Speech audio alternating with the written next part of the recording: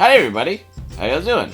And welcome to the Ice House, where we try to keep things cool, calm, collected, and mostly a bit chill. But you know what? Today I don't want to stay chill. Today I want to talk to you about my open letter to the internet, to your ex, and everybody else out there. Okay, I'm just kidding. I can't even keep up that pretense of being salacious and stirring up drama. Right. Okay. But you know what I can do?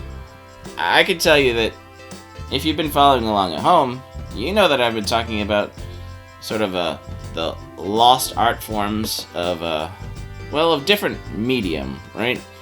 You know, on Monday we talked about intermissions that, well, when we didn't have the streaming service at home, or we were at a live event, like a play or symphony or something, where they had intermissions there, we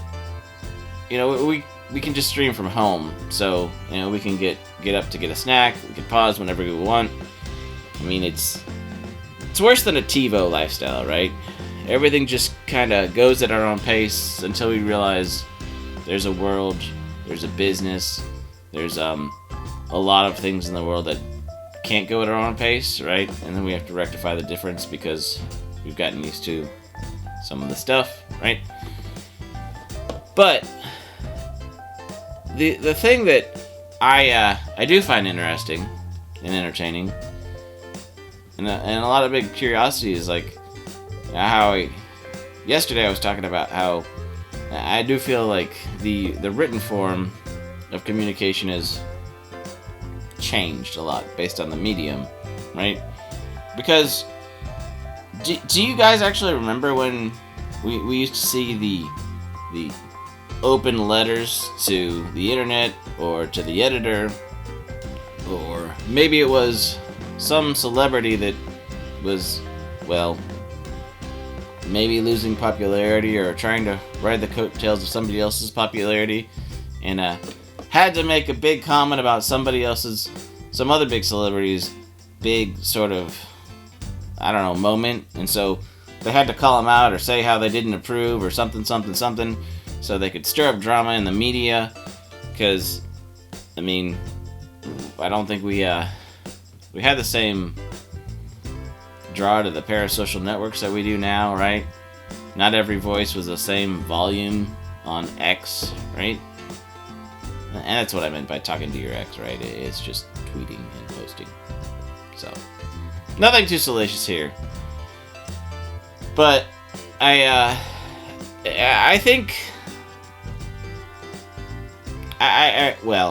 so I do definitely think that the written form is lost, because one of the things that I was kind of talking about yesterday, and I'll expand on a little bit right now, is not only is the written form a good way to maybe, the long form of communication, longer than a post on X, right?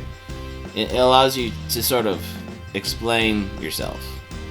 Allows to, in a certain way that's uninterrupted, to have a sort of trail of thought that might help somebody understand what you're thinking, or at least your processes, so maybe they can understand you better.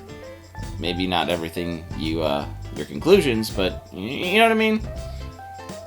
But even before that, even before we go to, reacting and posting or commenting or writing our big long letter, to our senators and explaining why we think everything should change. I mean, do people even write letters to their senators anymore? I mean, let me know down below if you have, right? Or you know people who do. I'm curious. But writing things down, like I was kind of saying yesterday, and even more so today, is there's something about having a conversation with yourself. I mean, yourself is talking back, but it's your past self, right? So, I'm not talking about taking crazy pills, right? I'm talking about writing down thoughts in a way, or recording your own stream of consciousness, and so when you listen back, or you read it back, you can figure out if you're conflating ideas, if the way you're saying things actually makes sense, right? Because there's a lot of times we want something to be true, or we believe something to be true, or something we know is true is kind of morphed over time in sort of a logical sort of connection of A is B is C is D, and then sometimes the place where we are anymore is changed, and so A doesn't necessarily equal D in the same way that it used to in a different situation. And if we keep generalizing so much, we've kind of made so many false assumptions, and, well, we get into a rough place. And I know we've all seen it and probably done it once in a while, where having a conversation, and whether it's yourself or somebody else, to something that's so profoundly passionate but also impossible or implausible, that it's something you want to will into existence so badly, or you say something in a moment of passion that that just doesn't make sense, right? And sometimes when we're so impassioned in a moment and haven't really thought out well how to communicate, we won't allow ourselves to back down or to regroup, especially if somebody else calls us out or snaps, and mocks us for how ridiculously we just sounded. I mean, if we mock somebody else for how ridiculous they sound in the moment, sometimes it's mocking the words and trying not to mock the person, but calling it out. And I don't know. Sometimes you just have to talk about the elephant in the room, because that was a big flub, right? And we're all capable of making those flubs, so it's not like there's a lack of intelligence during an impassioned moment.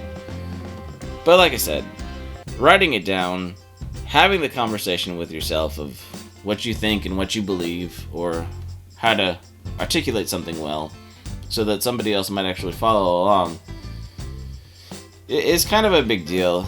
And I still think that's kind of a lost art, right?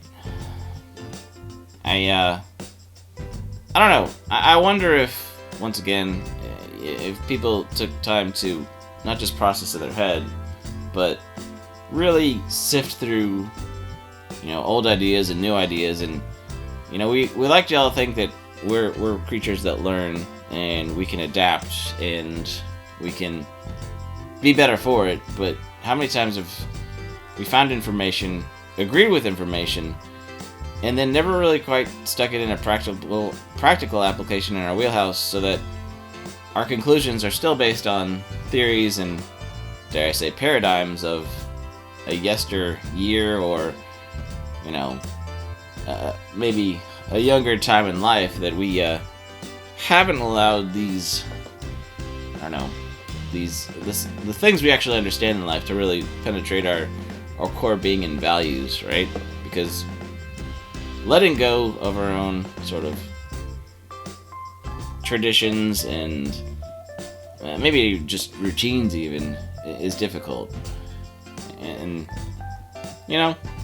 so there's a little food for thought right there.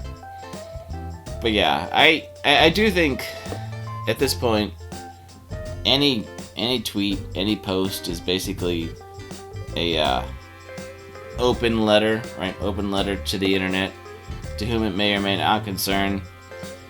And so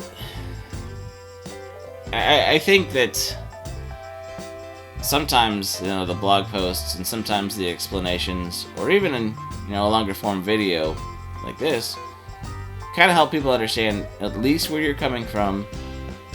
Like I said, even if they don't agree with everywhere you got, but the reactionary tweets that, are calling people out, or just making a blanket statement about, right now we have all these, political meltdowns and all the stuff of like, yada yada yada, how could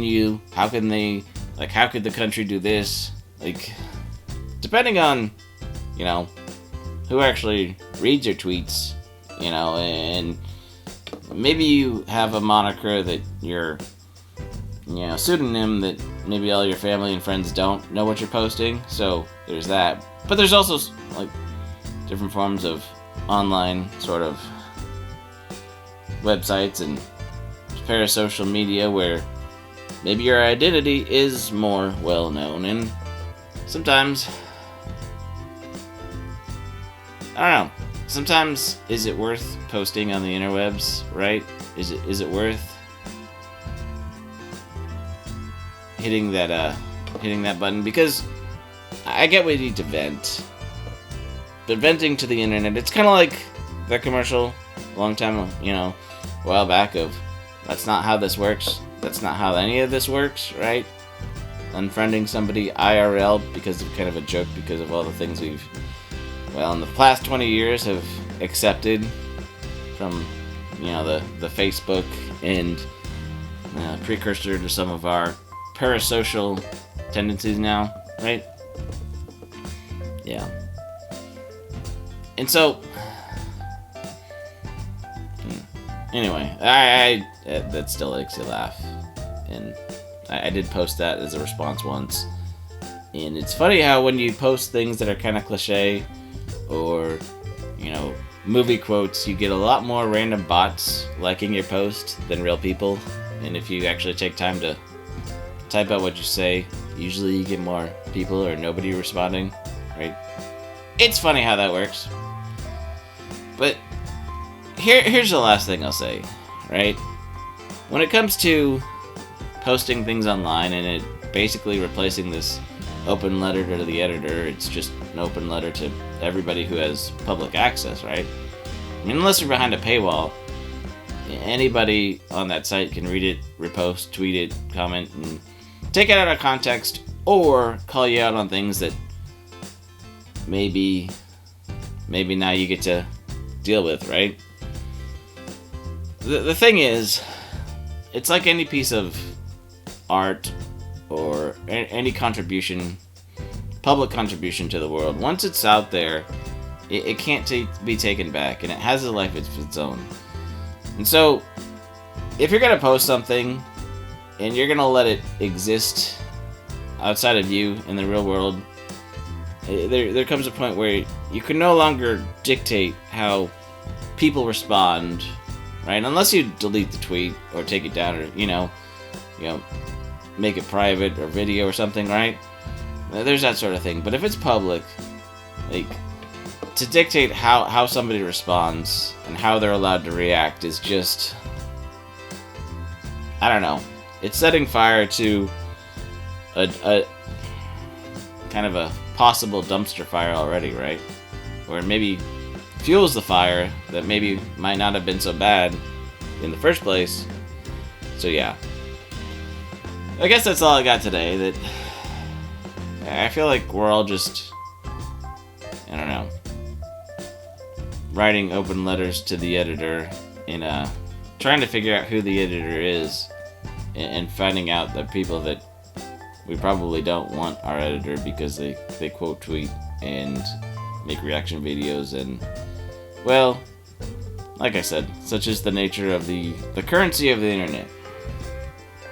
It's hard to tell if we're being productive or if we're in a holding pattern trying to figure out maybe what's next, or maybe it's just fun to be distracted. I don't know. Let me know what you think. And like I said, this is my open letter to the internet about open letters to the internet. So, like I said, let me know what you think down below. If this was fun, if this was convoluted, I don't know. But yeah, appreciate y'all for being here, and we'll see you next time. Bye!